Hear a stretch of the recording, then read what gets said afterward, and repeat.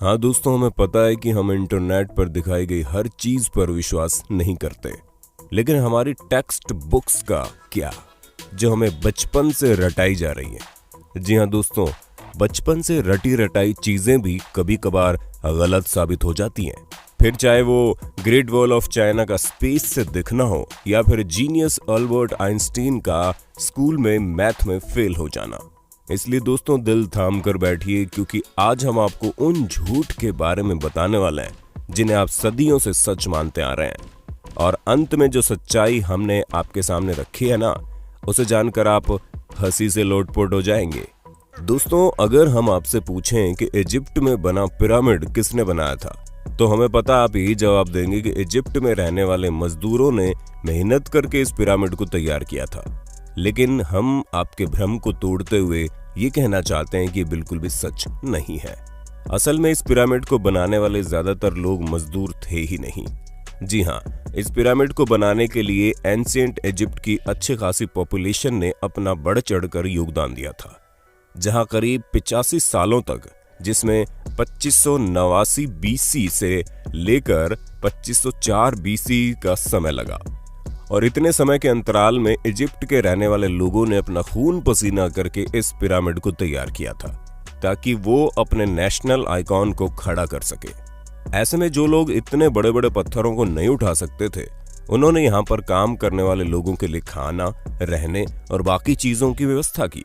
यानी कि हर इंसान ने अपने लेवल का काम किया, जिसमें कुछ लोग सिक्योरिटी के लिए काम करते थे, तो कुछ लोग भारी भरकम पत्थरों को जुटाने के लिए दूर दराज इलाकों में चले जाते थे, ताकि वो अपने नेशनल आइकॉन को खड़ा कर सके। ऐसे में दोस्तों, उनकी मेहनत रंग लाई और ये पिरामिड वाकई में दुनिया भर में जाना जाता है।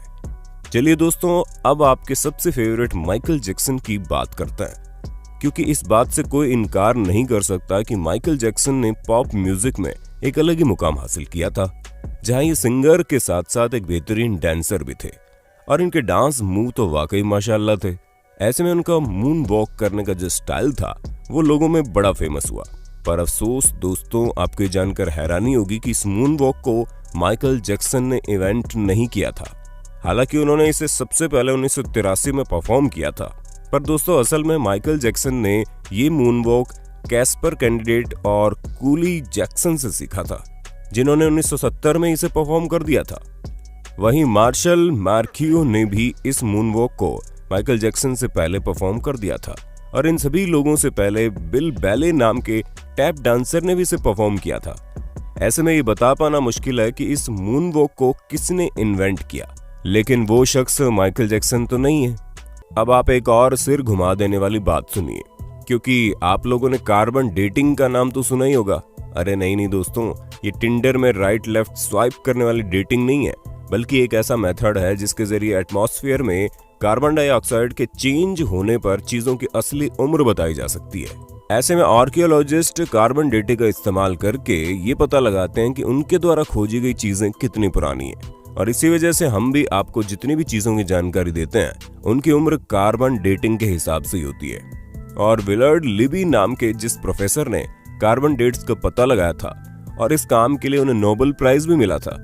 लेकिन दोस्तों, दिल थाम लीजिए, क्योंकि हम आपको बता दें कि कार्बन डेटिंग के जरिए चीजों की असली उम्र पता लगाना बहुत मुश्किल है।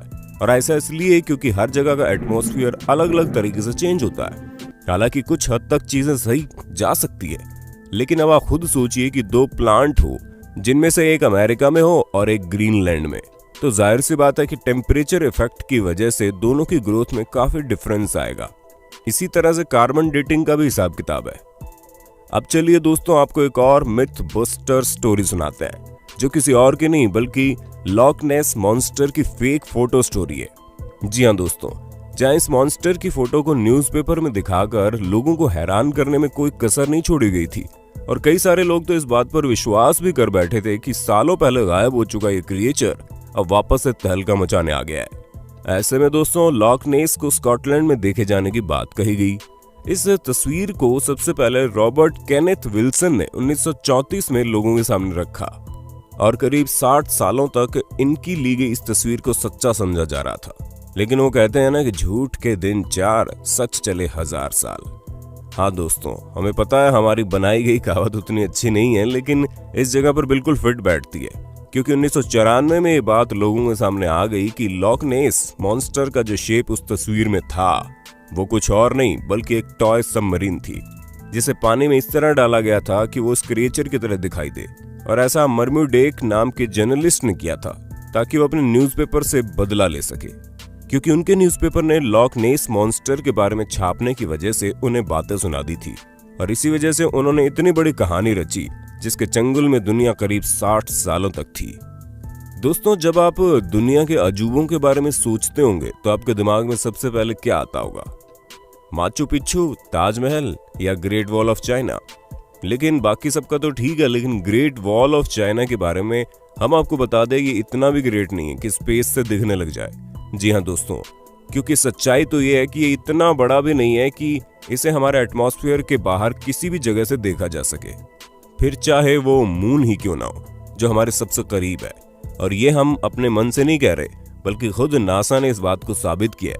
हालांकि भले ही 21,196 किलोमीटर लंबी हो, लेकिन अगर हम इसकी चौड़ाई की बात करें तो ये बॉटम से मात्र 20 फुट चौड़ी है और टॉप से केवल 16 फुट चौड़ी है। हम आपको बता दें कि ये अफवाह 1754 के आसपास शुरू हुई। ऐसे में ये चीज हमारे चांद पर पहुंचने और स्पेस में सैटेलाइट पहुंचाने से बहुत पहले की बात है, तो ये सिवाय अफवाह के और कुछ नहीं है। अब भले ही हर साल यहाँ पर करोड़ों की संख्या में लोग आते हो, लेकिन अफसोस वो चाइना की जिस दीवार पर खड़े होते हैं वो स्पेस से तो नहीं दिखती। चलिए दोस्तों, चाइना से आप हमें ये बता दो कि दुनिया भर में तहलका मचाने वाला कोरोना वायरस चाइना की किस जगह पर सबसे पहले फैला था? हमें पता है आपको जवाब पता होगा, इसलिए कमेंट बॉक्स में एक भी इंसान का जवाब छूटना नहीं चाहिए। वैसे दोस्तों, जब कभी भी आप वाइकिंग्स के बारे में सोचते होंगे तो आपके दिमाग में सबसे पहले चीज क्या आती होगी? हमें पता है ज्यादातर लोगों को बड़े से जहाज का साइज और सींग निकले हुए हेलमेट याद आते होंगे, पर हम आपको बता दें ये दोनों ही चीजें झूठी हैं, जो कि हमारी मेन स्ट्रीम मीडिया द्वारा हमारे दिमाग में डाली गई।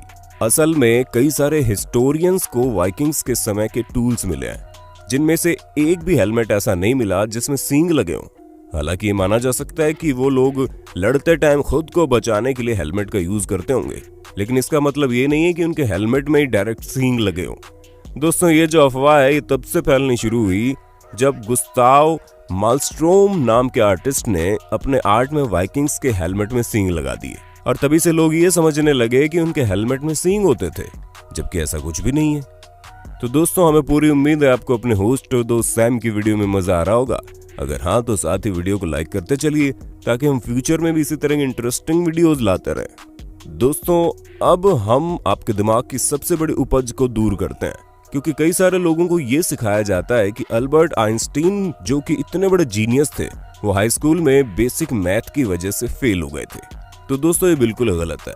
जी हाँ, ऐसा कुछ भी नहीं है, बल्कि आइंस्टीन तो उल्टा मैथ के जीनियस थे, जहां मात्र 15 साल की उम्र में उन्होंने मैथ में अपनी बहुत अच्छी पकड़ बना ली थी। अब दोस्तों, जाहिर सी बात है, जो शख्स फिजिक्स की दुनिया में इतनी बड़ी उपलब्धियां पाया हो, उसे बेसिक मैथ ना आती हो, वो भी हाई स्कूल के समय में, ये चीज थोड़ी सी खटकती है।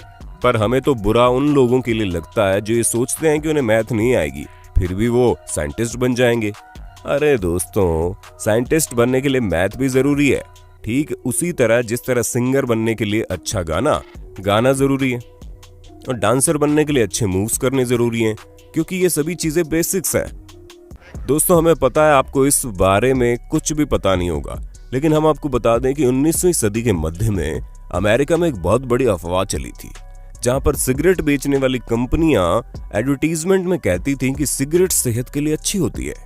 जी हाँ दोस्तों, हैरान मत होइए, एक्चुअल में ऐसा होता था क्योंकि कुछ कंपनियां ये तक कहती थी कि डेंटिस्ट खुद लोगों को सिगरेट पीने की सलाह देते हैं और ये सेहत के लिए बहुत अच्छी होती हैं, जिससे टेंशन वगैरह भी कम होता है। और इस तरह के कई सारे एड कैंपेन उस समय चल रहे थे, जिसकी वजह से अमेरिका के करीब 45% लोग सिगरेट की लत लगा चुके थे। हालांकि अभी भी अमेरिका में सिगरेट पीने वालों की कोई कमी नहीं है, लेकिन उस समय पूरे 45% लोग सिगरेट पीते थे, यानी कि करीब 7 करोड़ लोग तो केवल सिगरेट ही पिया करते थे। वो तो बाद में पता चला कि ये सेहत के लिए हानिकारक है, जिससे भगवान आपको अपने पास जल्दी बुला लेते हैं, और इसी वजह से लोगों ने मरने के डर के कारण सिगरेट को टाटा बाय बाय कहना जरूरी समझा। पर शायद अभी भी कुछ लोग इस बात को नहीं समझते हैं। दोस्तों आज के लिए बस इतना ही। उम्मीद है आपको हमारी वीडियो पसंद आई होगी। अगर हाँ तो इस वीडियो के बारे में हमें कमेंट करके जरूर बताना और ऐसे इंटरेस्टिंग वीडियोस लगातार देखने के लिए हमारे चैनल को लाइक, शेयर और सब्सक्राइब करना बिल्कुल ना भूलें। धन्यवाद।